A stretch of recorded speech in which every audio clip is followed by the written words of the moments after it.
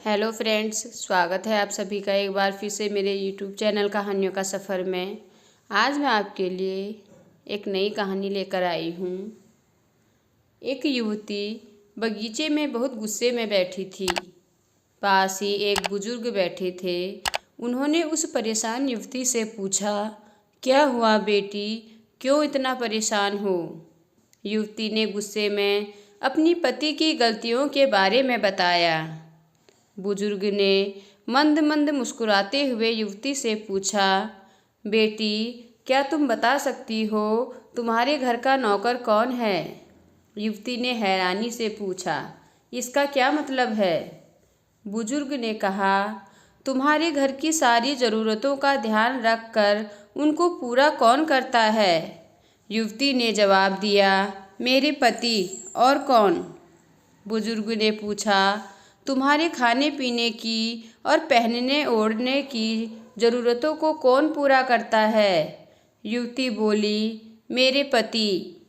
बुजुर्ग ने फिर युवती से पूछा, तुम्हें और बच्चों को किसी बात की कमी ना हो और तुम सबका भविष्य सुरक्षित रहे, इसके लिए हमेशा चिंतित कौन रहता है?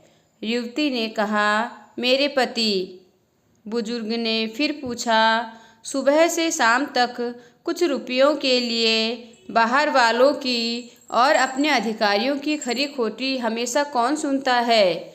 युवती ने जवाब दिया, मेरे पति। बुजुर्ग फिर पूछता है, परेशानी और गम में कौन साथ देता है? युवती ने फिर जवाब दिया, मेरे पति। बुजुर्ग ने फिर पूछा, तुम लोगों के अच्छे जीवन और रहन सहन के लिए दूर दराज जाकर सारे सगे संबंधियों को, यहाँ तक कि अपने माँ बाप को भी छोड़कर जंगलों में भी नौकरी करने को कौन तैयार हो जाता है? युवती ने फिर जवाब दिया, मेरे पति। बुजुर्ग ने फिर कहा, घर के गैस, बिजली, पानी, मकान, मरम्मत एवं रख रखाव, सुख सुविधाओं, दवाइयों, मनोरंजन, भविष्य के लिए बचत, बैंक, अस्पताल, स्कूल, कॉलेज, पास पड़ोस, ऑफिस और ऐसी ही ना जाने कितनी सारी जिम्मेदारियों को एक साथ लेकर कौन चलता है? युवती ने कहा, मेरे पति।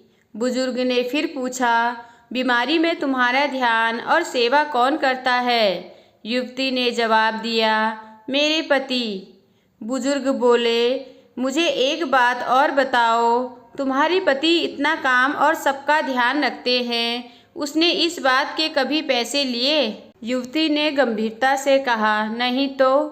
इस बात पर बुजुर्ग बोले कि पति की एक कमी तुम्हें नजर आ गई, मगर उसकी इतनी सारी खूबियाँ तुम्हें कभी नजर नहीं आई।